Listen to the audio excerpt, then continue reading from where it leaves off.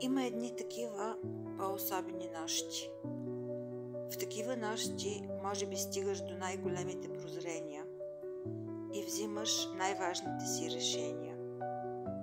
В такива нощи, когато мислите припускат в главата ти една след друга и не ти дават да заспиш, може би се крият най-ценните дарове на нощта.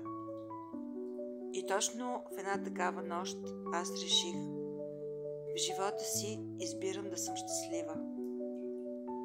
Толкова е просто. Дори нещо като щастието може да е въпрос на личен избор.